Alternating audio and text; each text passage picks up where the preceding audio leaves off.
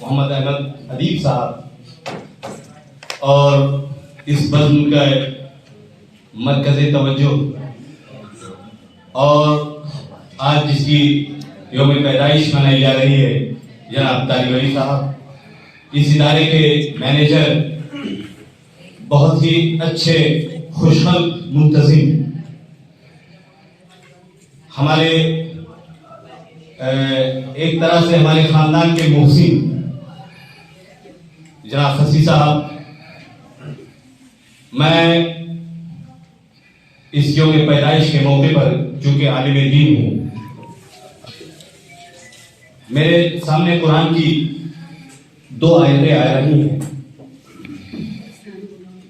یہ ایک یوم پیدائش عام طور سے مغربی تہذیب سے کی دین ہے، لیکن میں اس موقع کا فائدہ اٹھاتے ہوئے اس کو اسلامی رخ اور ایک نبی کریم صلی اللہ علیہ وسلم نے جو زندگی کا رخ دیا ہے میں دینا چاہتا ہوں۔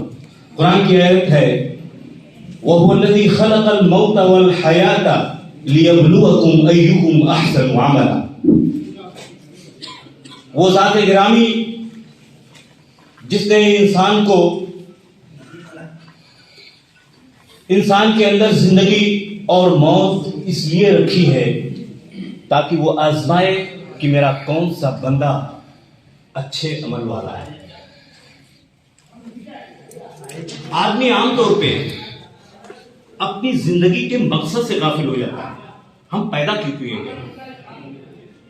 خوشیاں منائی جاتی ہیں یوم پیدائش پر، اور یوم پیدائش کی خوشیوں کا بادل اتنا زیادہ گھنا ہوتا ہے کہ ہم زندگی کی اصل حقیقت کو بھول جاتے ہیں۔ میرے بھائی، اللہ تعالیٰ نے کہا وَمَا خَلَقْتُ الْجِنَّ وَالْإِنسَ إِلَّا لِيَعْبُدُونِ۔ ہم نے انسانوں کو اور جنات کو، 2 مخلوق ایسی ہیں جن کو میں نے اپنی بندگی کے لیے پیدا کیا ہے۔ انسان سب کچھ کر جائے اگر وہ خدا کا بندہ نہیں بنا ہے تو اپنے مقصد تخلیق سے، اپنی زندگی کی پیدائش سے، اپنی زندگی کے پیدا ہونے کے مقصد سے بہت دور ہے۔ میرے بھائی،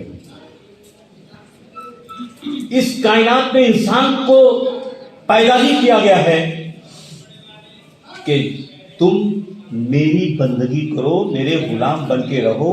میں جس طرح تم کو قرآن مجید کے ذریعے، قرآن کے احکامات کے ذریعے اپنے رسول کو بھیج کر ایک زندگی کا نمونہ